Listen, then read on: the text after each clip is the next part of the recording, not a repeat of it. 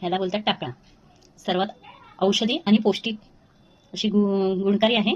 तर चला आज आपण बनवूया. आधी तिला आपण असे पानं वेगवेगळे काढून ही दांडे असे वेगवेगळे काढूया. मस्तपैकी असे सिंगल सिंगल पानं करून घेऊया. जे साफ झालेली आहे.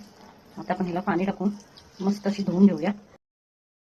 भाजी छानपैकी धुवून घेतली आणि आता आपण पाणी गरम करत ठेवू, कारण हे जरा शिजून घ्यायला लागतं, थोडं कडवटपणा असतो. आणि हे पाणी गरम होईपर्यंत, शिजून होईपर्यंत आपण त्याच्यासाठी कांदा वगैरे मिरची कापून पाण्याला छानपैकी उकळी आलेली आहे. आपलं हे टाकळा टाकूया त्याच्यात आणि शिजून घेऊया. उकळत्या पाण्यात टाकळा टाकल्यामुळे त्याचा थोडासा कडवटपणा निघून गेला. ही कवळी कवळी पाणी आहेत म्हणून आपण जास्त वेळ नाही शिजवायचं आहे. आता आपण ह्याच्यामध्ये काढूया पाणी पूर्ण. ही आहे टाकळ्याची भाजी. ही आता आपण बारीक बारीक कापून घेऊया, जेणेकरून ती आपली फोडणीमध्ये एक घेऊया. अशी बारीक कापून घ्यायची. गरम वाफ येते.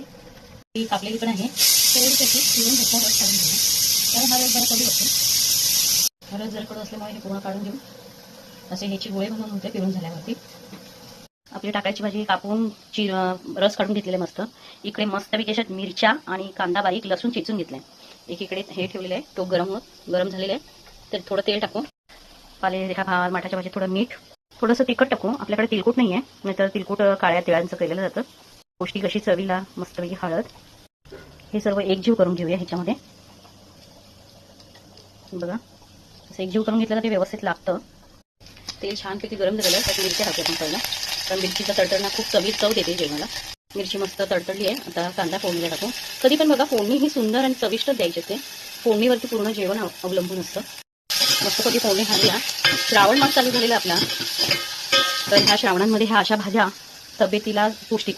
आणि ही भाजी माझ्या बहिणीने गावावरून पाठवलेली आहे, त्याच्यामुळे तिला थँक्यू. कारण माझे पण पाय खूप दुखतात.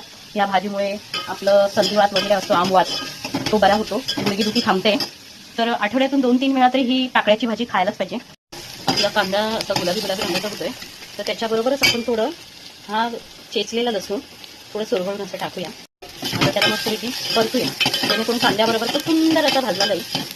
बघा जितकं मंद आचेवर भाज्या तुम्ही भाजाल आणि हे कराल तेवढी चव छान वाटते आणि भाजी चविष्ट. ती जर चुलीवर असती तर अजून मस्त झाली असती.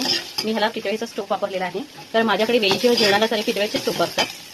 मस्त आपलं लसूण मिसळ बघा कसं भाजलेलं आहे. आता आपण हे मिक्स केलेली ही भाजी जी आहे ती आता त्याच्यात टाकूया. बघा अशी पसरवूनच टाकूया, म्हणजे कसं कांदा वगैरे त्याच्यात व्यवस्थित. कारण ह्याच्यात आपण पाणी नाही घालणार आहे, मला अशीच परतायची आहे. मस्त एकजीव करायची. एकदा कधी ह्याच्यात टाकली तर थोडं मंद आचेवरती ती थोडी परतून द्यायची. बघा भाजीचा रंग आणि कशी मस्त शिजते भाजी. मंद आचेवर अशी आपली भाजी शिजलेली आहे. बघा भाजीचा रंग किती छान आणि सुंदर आलाय. इतकी चविष्ट आणि सुंदर वास होते ना, खूप मस्तच. मग या टाकायची भाजी खायला.